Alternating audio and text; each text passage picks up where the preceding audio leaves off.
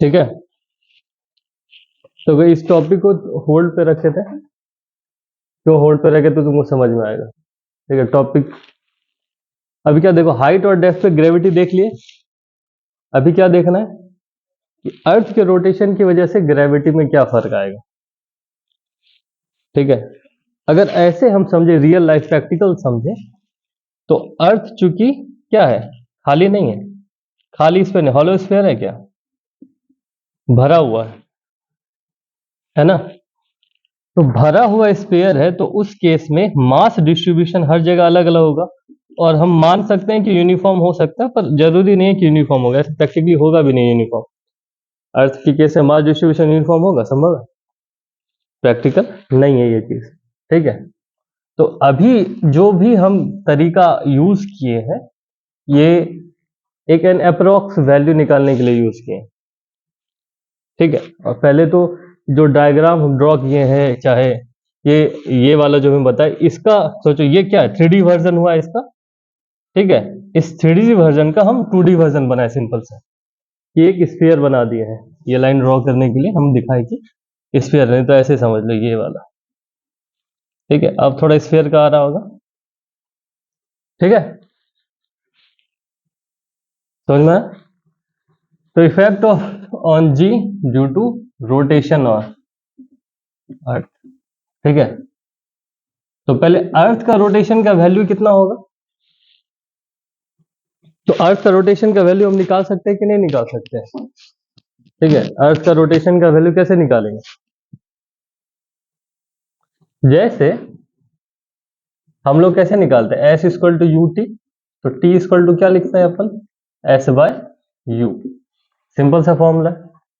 इस केस में कैसे निकालेंगे, सोचिए।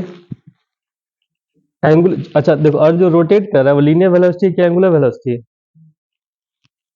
एंगुलर वेलोसिटी है। ठीक है, जो डाउट बोल सकता है, ठीक है, कोई दिक्कत नहीं।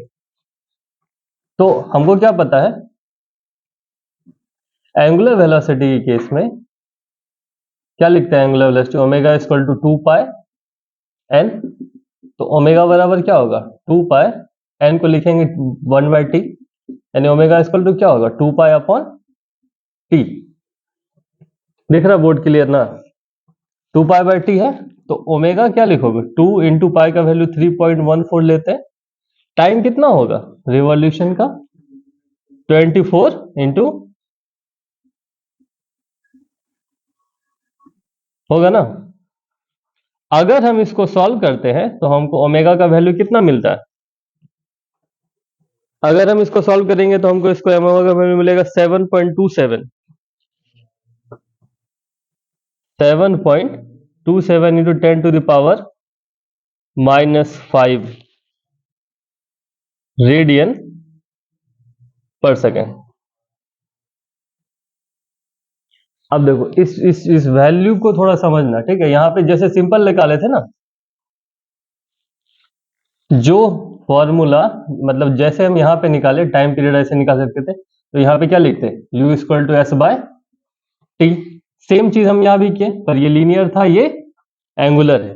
ये एंगुलर वेलोसिटी का जो वैल्यू है, ये देखो कितना कम वैल्यू है, 10 टू द पावर -5 रेडियन पर सेकेंड। पावर देखिए -5 है ना, तो यानी मैग्नीट्यूड बहुत कम है कि नहीं है? मैग्नीट्यूड बहुत कम है, तो हम क्या कह सकते हैं कि ये मैग्नीट्यूड ऑलमोस्ट इतना है कि रियल लाइफ में कोई बंदा इस चीज को एक्सपीरियंस नहीं कर पाएगा। 10 टू द पावर माइनस है, समझ में आया बात? कोई दिक्कत? ठीक है, तो ये कैसे निकाली, तो समझ में आ गया ना, जो लीनियर में था वो एंगुलर में किए।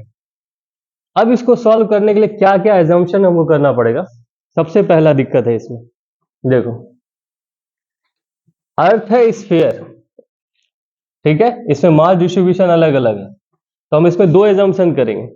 ठीक है, क्या दो एजम्पशन करेंगे, पहला कि एक, जैसे हमको क्या पता है कि न्यूटन के नियम के हिसाब से, ये चीज तो सबको पता होगा कि अगर अर्थ स्फीयर है, हम पहले ही बताए थे, यहां से भी बॉल गिराएंगे तो ऐसे ही जाएगा, यहां से बॉल गिराएंगे तो भी ऐसे जाएगा, यहां से बॉल गिराएंगे तो भी ऐसे जाएगा। तो हम मानते हैं कि जो ग्रेविटेशनल एक्सीलरेशन है वो टुवर्ड्स सेंटर लगता है, यानी अर्थ का सेंटर अपनी ओर हर जगह हर वक्त खींचता रह रहा है। तो अर्थ का सेंटर अपनी ओर खींच रहा है, ठीक है। तो हम क्या मान लें कि अर्थ का पूरा मास कहाँ है, इसके सेंटर पे है, ठीक है। और एक और कोई मास है जो यहाँ पे है, इस पॉइंट पे, अर्थ के सरफेस के किसी पॉइंट पे है, ठीक है। और अब अर्थ पे एक्सियल रोटेशन हो रहा है, तो इस रोटेशन की वजह से इस पॉइंट पे जी का क्या वैल्यू लगेगा। यानी ये बिल्कुल अब वो सिचुएशन हो गया जो हम 2 डायमेंशनल मोशन में पढ़े थे कि एक धागा है, इसको बांधे हुए हैं और ये धागा ऐसे घूम रहा है। सिर्फ इस सिचुएशन को देखो, यहाँ पे सेम बात हुआ ना कि वो पत्थर क्या है, धागा की तरफ खींचा जा रहा है, ठीक है। पर एक फर्क है बस इसमें,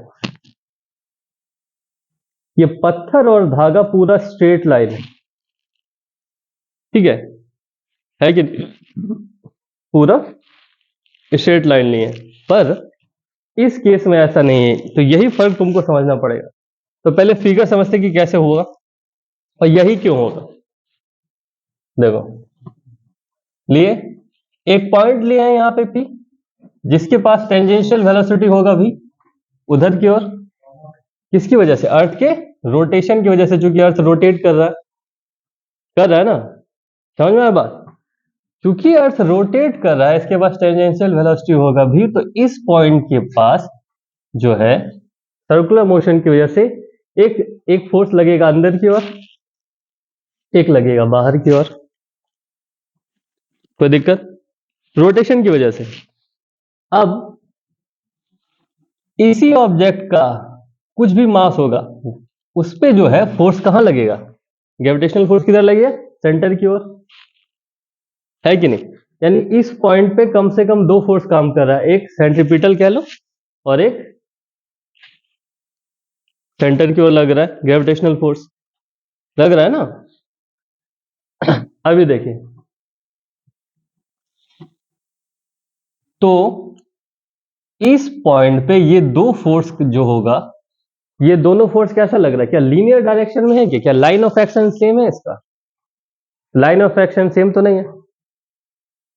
देखो, लाइन ऑफ एक्शन सेम है, नहीं है ना, क्लियर है यहां तक कि नहीं, लाइन ऑफ एक्शन सेम नहीं है, ठीक है। और दूसरा, और दिक्कत क्या है हमको यहां पे, कि जब हम सेंट्रीपिटल फोर्स निकालेंगे तो सेंट्रीपिटल फोर्स का फॉर्मूला होता है V²/R। R रेडियस लेंगे, यानी ये डिस्टेंस लेंगे वहां पे, है ना। और जब हम mg निकालेंगे तो अर्थ का रेडियस लेंगे ना, ये वाला डिस्टेंस, या ये वाला डिस्टेंस लेंगे, सॉरी यहां पे देख लो, ये डिस्टेंस लेना है, और एंगुलर एक्सीलरेशन के लिए या एंगुलर वेलोसिटी के लिए या सेंट्रीपिटल फोर्स के लिए ये वाला रेडियस लेना है। तो ये दोनों रेडियस अलग अलग है कि नहीं, तो ये दोनों रेडियस कैसे कैलकुलेट करेंगे। मेन प्रॉब्लम फिर यहां पे आता है कि इस पॉइंट पे आप रेडियस कैसे अलग लीजिएगा, ठीक है ना। यानी इसको इसके टर्म में लिखना पड़ेगा, या फिर इसको आप इसके टर्म में लिखोगे, तभी तो इक्वेशन बैलेंस होगा। ये तो रेडियस अलग अलग है ना,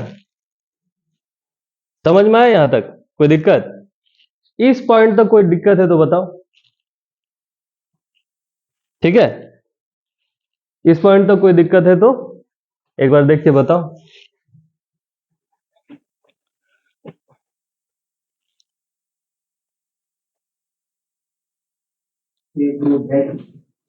ठीक है, चलो देखो यहाँ अभी क्या है कि सपोज ये जो ऑब्जेक्ट है, ये जो पॉइंट मास हम यहाँ पे लिए हैं, सपोज ये पॉइंट मास को अर्थ अपने ग्रेविटेशनल फोर्स से सेंटर की ओर खींच रहा है, ठीक है। तो हम मान लेंगे कि ये जो है एंगल थीटा बना रहा है, किसके साथ, जो फोर्स उसको लगा, जो फोर्स उस पर लग रहा है, कौन सा फोर्स लग रहा है, सेंट्रीपिटल या सेंट्रीफ्यूगल, उसकी रोटेशन की वजह से। तो सेंट्रीपिटल या सेंट्रीफ्यूगल जो रोटेशन की वजह से लगेगा, उसका लाइन ऑफ एक्शन क्या होगा, स्ट्रेट लाइन होगा, है कि नहीं। तो इस फोर्स से वो थीटा एंगल बना रहा है, ठीक है, किसके साथ, तो ग्रेविटेशनल फोर्स जो उसको सेंटर की ओर खींच रहा है, थीटा एंगल बना है, ठीक है। तो चूंकि ये अपोजिट इंटीरियर है, ये क्या है, है कि नहीं? तो थीटा थीटा इक्वल होगा, समझ में आया? अब देखो, तो यहां पे अगर थीटा एंगल बना रहा है तो इस एफ सी को हम क्या लिख सकते हैं? तो सपोज हम मान लेते हैं कि इसको पॉइंट पी ले लिया ऐसे, ठीक है? तो हम क्या लिख सकते हैं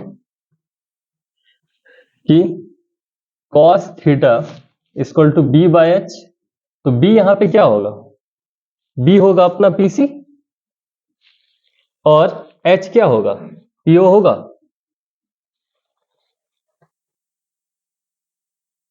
ठीक है, तो लिखेंगे cos theta equal to b by h. PC क्या है?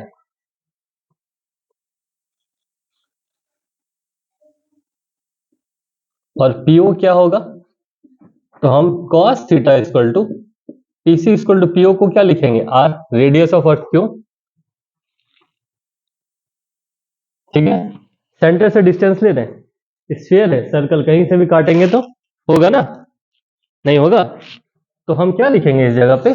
यानी पीसी इक्वल टू होगा आर कॉस थीटा। कोई दिक्कत? यानी रेडियस के टर्म में हम लिख लिए किसको? पीसी को लिख लिए रेडियस के टर्म में। ठीक है, पीसी को लिखे रेडियस के टर्म में। समझ में आया?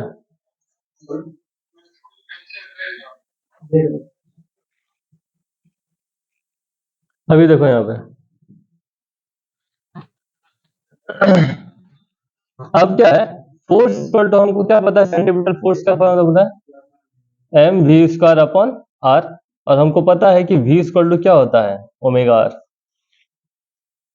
ठीक है, साफ साफ दिख रहा है? अभी देखो, तो फोर्स बराबर क्या होगा? एम वी स्क्वायर, वी की जगह हम क्या लिखेंगे? ओमेगा आर का whole square divided by r. तो आप इस जगह पे देखिए, अब क्या लिखेंगे? F equal to m omega square r square divided by r. यानी आप लिखिएगा omega square r into m. यानी एफ क्या हो जाएगा? Omega square m into r. अब देखो ये आर क्या है? ये आर कौन सा है? यही है ना, पीसी है ना, जिसका हम लोग निकाल रहे हैं सेंटीमीटर एक्सीलरेशन। तो ये पीसी को रेडियस के टर्म में हम क्या लिखे हैं? R cos theta. तो आर के जगह पे हम क्या लिखेंगे? आर के जगह पे लिखेंगे यानी F equal to omega square into m into r cos theta. यानी ये हमारा जो सेंट्रीपिटल या सेंट्रीफ्यूगल फोर्स आ गया, वो किस टर्म में आ गया? रेडियस के टर्म में आ गया।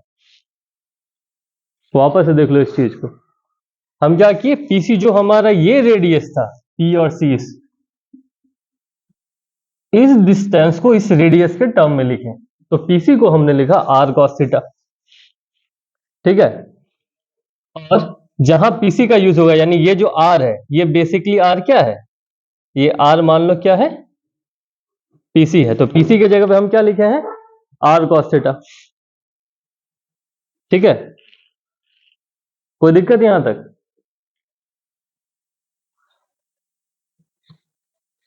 दिख रहा है ना यहां तक? अब देखो इस जगह पे,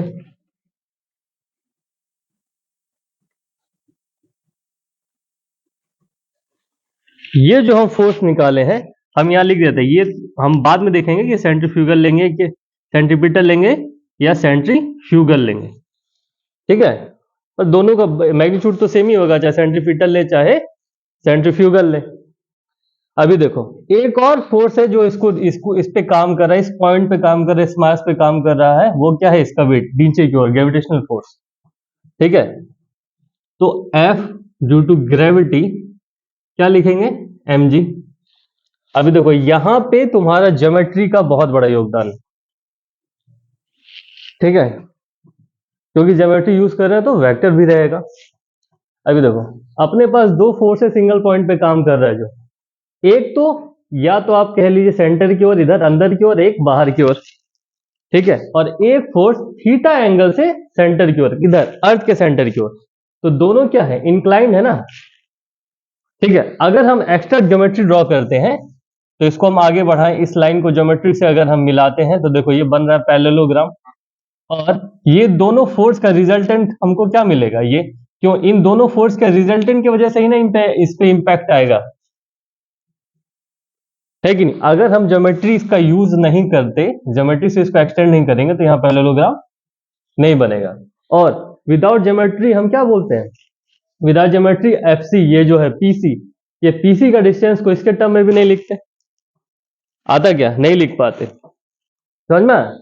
तो चूंकि इस पॉइंट पे दो फोर्स काम कर रहा है, दोनों का लाइन ऑफ एक्शन अलग अलग है, किसी पार्टिकुलर एंगल पे है, इसलिए हमको मजबूरन यहाँ वेक्टर लगाना होगा। ठीक है, और जब हम ज्योमेट्री की मदद से इसको एक्सटेंड किए तो ये देखने क्या बन रहा है, पैरेललोग्राम। अब यहाँ दो बात है कि हम इस पैरेललोग्राम में हम फोर्स को, सेंट्रीपिटल फोर्स को लेंगे कि सेंट्रीफ्यूगल जो बाहर की ओर धक्का दे, है तो दोनों एक ही चीज। देखो सेंट्रीपिटल और सेंट्रीफ्यूगल में कोई खास अंतर नहीं कहा है। ऐसे तो सेंट्रीफ्यूगल कहा जाता है कि सूडो फोर्स है, वो सिस्टम के अंदर सिस्टम के अंदर आने के बाद ही पता चलता है, ऐसे तो पता नहीं चलता। ठीक है, पर हम कंसिडर करेंगे ऐसा कि यहाँ पे इस ऑब्जेक्ट को बैलेंस करके रखा है सेंट्रीफ्यूगल। ठीक है, सेंट्रीपिटल नहीं, सेंट्रीफ्यूगल, बाहर की ओर। क्यों बाहर की ओर, क्योंकि अगर दोनों फोर्स इसमें, यानी सेंट्रीपिटल भी लग रहा है, जी भी, ये वेट भी नीचे लग रहा है, तो ऑब्जेक्ट का मोशन किधर आ जाएगा, अनबैलेंस फोर्स, दो फोर्स लगने लगा, दो अनबैलेंस फोर्स लगेगा ऑब्जेक्ट पे, तो वो तो सेंटर की ओर आ जाएगा। आएगा कि नहीं आएगा, ठीक है, समझ में आया यहां तक, कोई दिक्कत। दो अगर अनबैलेंस फोर्स लग रहा है तो सेंटर की ओर आ जाएगा, हम ऐसा कह सकते हैं। ठीक है, इसलिए हम क्या किए, हम यहाँ पे सेंट्रीफ्यूगल को लिए जो बाहर की ओर है। वर्स्ट कंडीशन लेते हैं कि वो फ्लाई ऑफ ना कर जाए, वर्स्ट कंडीशन लेंगे ना, वो फ्लाई ऑफ कर जाएगा तो दिक्कत है ना। हमको देखना है कि जी का इंपैक्ट क्या पड़ेगा। जी क्या कहता है, ग्रेविटेशनल फील्ड है कि उसको अपने और कितना खींच के रखेगा। ठीक है, अपनी ओर खींच के कितना रखेगा, कहने का मतलब सेंटर की ओर कितना खींच के रखेगा, ऐसा भी नहीं कि बाहर जाने दे और पूरा सेंटर में लेके आ जाए, समझ में। तो हम देखेंगे इस ज्योमेट्री के हिसाब से हम क्या करेंगे, पैरेललोग्राम लगाएंगे, लॉ ऑफ पैरेललोग्राम यूज करते हैं। ठीक है, तो हम यूज करेंगे by using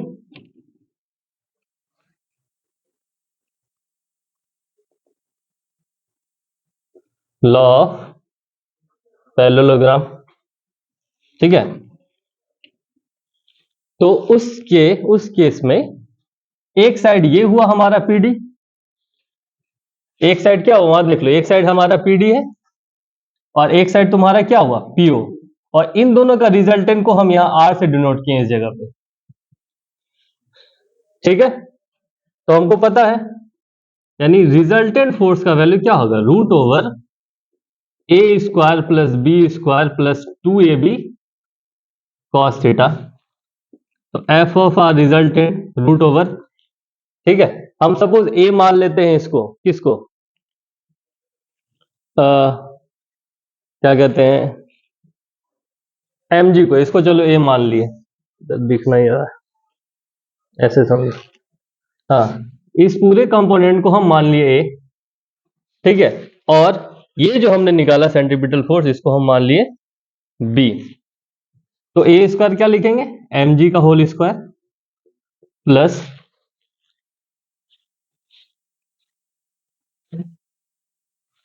omega square into m into r cos theta का whole square plus 2 into m g into omega square into m r cos theta.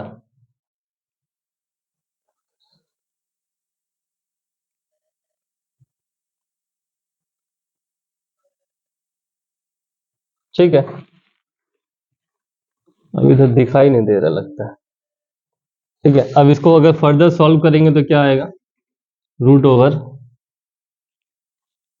M g का whole square plus यहाँ पे omega square into m r cos theta का whole square plus 2 of m square g omega square are cos theta. ठीक है, इस equation तक देख लो, बात समझ में आया कि नहीं? यहां से यहां पे थोड़ा सा जो है अंदर घुस गया। ठीक है, ऐसे डाल के ऐसे आएगा। ठीक है, यहां तक देख लो ना, इधर वाले को मिटा देंगे क्योंकि कैलकुलेशन पार्ट ज्यादा है इसमें। ठीक है, यहां तक देख लो, पहले कोई डाउट है तो समझ में आया?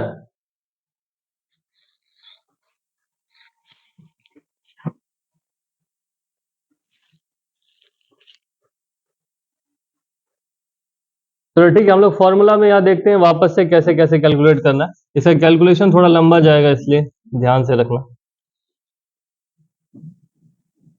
ठीक है, इसलिए मिटाना भी पड़ा यहाँ पे। तो यहाँ देखो एम जी स्क्वायर हुआ plus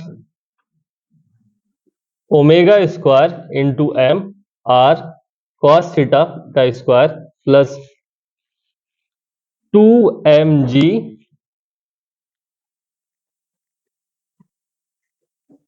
omega square into r cos theta. ये कॉस थीटा किसके लिए है? ये कॉस थीटा तो फॉर्मूला वाला कॉस थीटा है। एक कॉस थीटा जो वेक्टर फॉर्म में लगेगा, है ना, वो एंगल हमको निकालना है, यानी ये एंगल निकालना है। ये एंगल कितना होगा? तो देखो यहां पे हम इसको थीटा माने थे, तो ये वाला भी अपोजिट इंटीरियर थीटा होगा, और ये वाला एंगल लीनियर पेयर से क्या होगा? 180 माइनस थीटा, यानी ये यहां से यहां तक एंगल क्या होगा? 180 माइनस थीटा।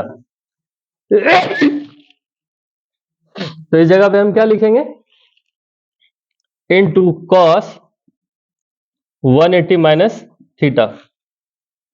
ठीक है, और वापस से इसको लिखते हैं F of R equal to root over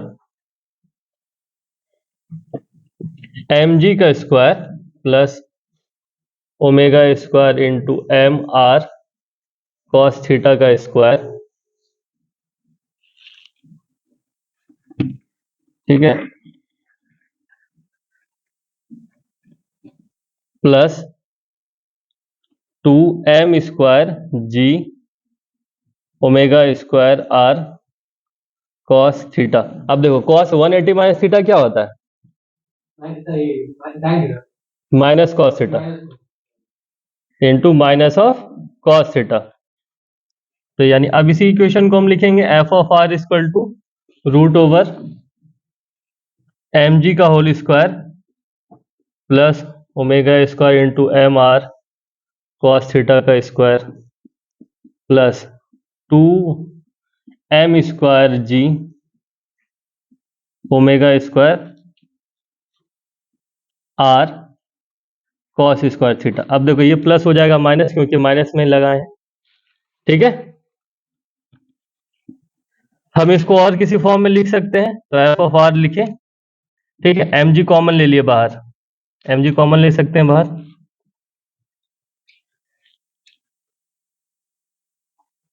तो अंदर क्या बचेगा? रूट को हटा के हम 1/2 लिख देते हैं, 1 प्लस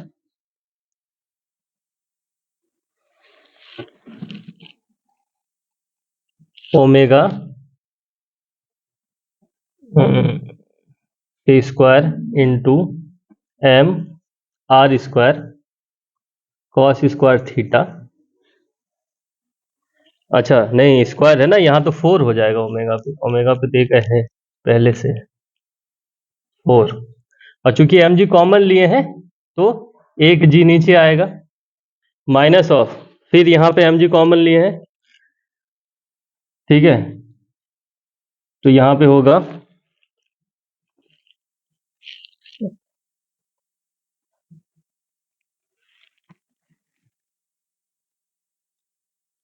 एक मिनट, यहाँ एम नहीं होगा।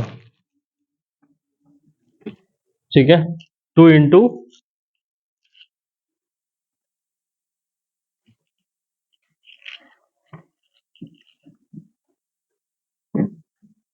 Omega square are cos square theta divided by g के पावर 1/2। ठीक है, यहाँ पे दो चीज मिला तुमको, पहला आर स्क्वायर टेम g 1 plus omega 4 into r square cos theta. ठीक है,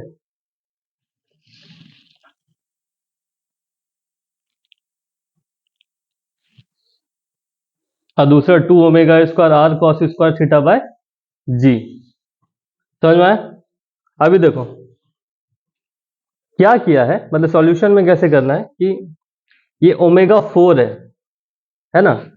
अगर ओमेगा का वैल्यू हम कितना निकाले हैं 7.27 इंटू 10⁻⁻5 रेडियन पर सेकेंड, है ना।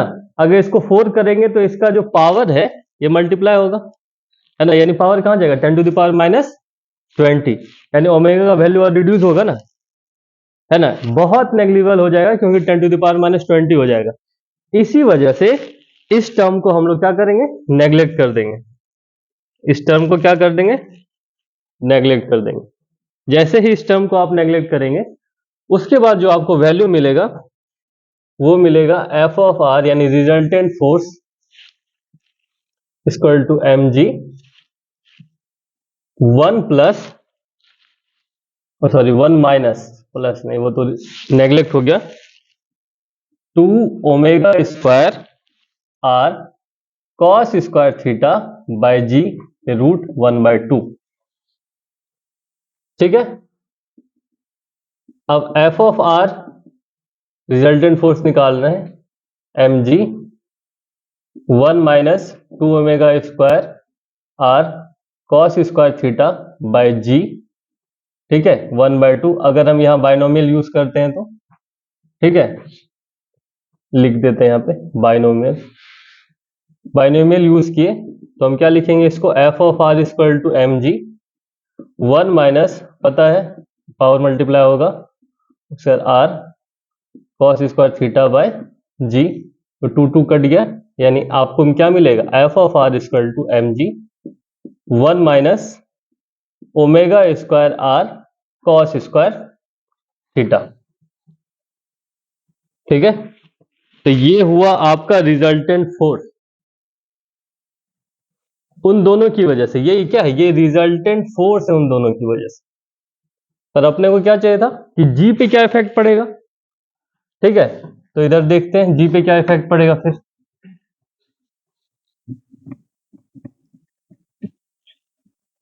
जी पे क्या इफेक्ट पड़ेगा,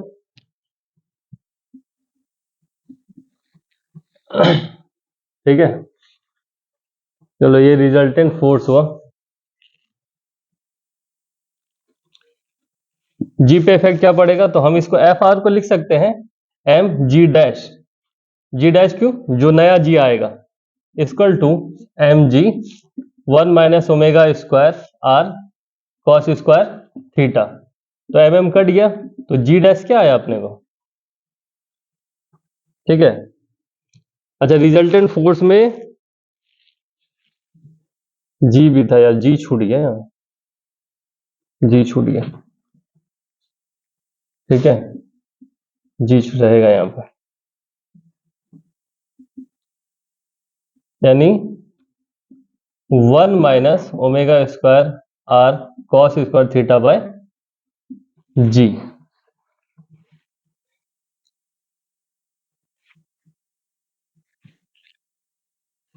ठीक है, यानी नया जी का जो वैल्यू मिलेगा, यानी ग्रेविटेशनल एक्सेलरेशन का जो वैल्यू आपको मिलेगा रोटेशन की वजह से, वो होगा 1 माइनस, अगर अरेंज करते हैं इसको तो r omega square cos square theta divided by g. अब इसका दो कंडीशन, ये देखो ये तुम्हारा जी का फाइनल रिजल्टेंट आया कि जी पे क्या इंपैक्ट पड़ेगा।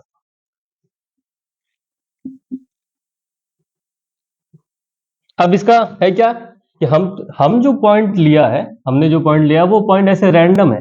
अगर सपोज मान लेते ये पॉइंट ऐसे यहाँ पे हो और यहाँ पे पोल पे हो और इक्वेटर पे हो, तो पोल पे थीटा का वैल्यू क्या हो जाएगा, एट पोल थीटा क्या होगा 90। तो थीटा का वैल्यू 90 डालेंगे तो वैल्यू क्या आएगा हमारा, तो लिखेंगे यहाँ पे g dash equal to g 1 minus cos का वैल्यू 90 का वैल्यू 1 होता है, 1 minus r omega square by g. और अगर इक्वेटर पे हुआ एट इक्वेटर,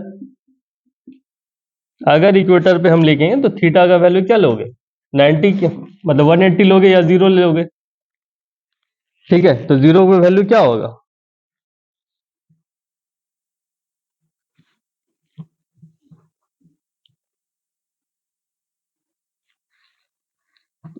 थीटा 90 पे वैल्यू क्या था,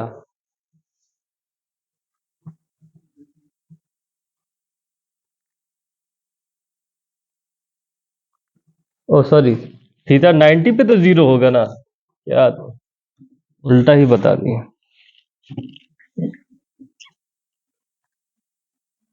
90 पे 1 होगा, सॉरी क्या होगा, यानी जी डैश लिखेंगे,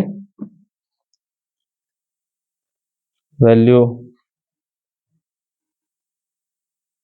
0 खत्म हो गया, यानी 1 माइनस 0, यानी जी डैश का वैल्यू आएगा जी के बराबर। ठीक है, और इक्वेटर पे जहां थीटा का वैल्यू 0 डिग्री होगा उस जगह पे क्या होगा, g dash equal to g 1 minus r omega square by g. तो यहां पे भी देख सकते हैं कि पोल पे जी का वैल्यू, जी जो पोल पे है वो बड़ा है, जी किससे, इक्वेटर से। ठीक है, यहां तक देखो समझने में कोई दिक्कत, कैसे हम वैल्यू पुट किए। ठीक है, पहली बार जो है 90 होगा तो 90 का वैल्यू क्या होगा, 0, ये 0 हुआ तो ये पूरा टर्म हो गया 0, इसलिए बचा 1, तो जी इंटू 1 जी होगा। और यहां पे थीटा का वैल्यू 0 हुआ तो सिर्फ थीटा का वैल्यू जब 0 होगा तो कॉस थीटा 0 का वैल्यू होगा 1, तो 1 multiply r omega square by g, इसलिए g equal to 1 minus r omega square by g. ठीक है, तो जी डैश का वैल्यू आ गया तुम्हारा g into 1 minus r omega square by g, यानी इक्वेटर पे जी का वैल्यू क्या है, कम है पोल से। ठीक है, तो रोटेशन से बहुत सारे, रोटेशन से जो इम्पैक्ट आता है वो, मतलब क्योंकि सर्कुलर रोटेशन है ना, तो एंगुलर वैल्यू, एंगुलर वेलोसिटी का जो वैल्यू आता है वो इतना कम होता है कि ऑलमोस्ट नेग्लिजिबल होता है। ऐसे ही जो पूरा वैल्यू जो हम निकाले हैं ये एक एज्यूम डेटा है, एक्चुअल में रियलिटी में ऐसा नहीं होता होगा, कुछ तो चेंज होगा। ठीक है, देखो यहां तक कोई अगर डाउट हो तो पूछना। ठीक है,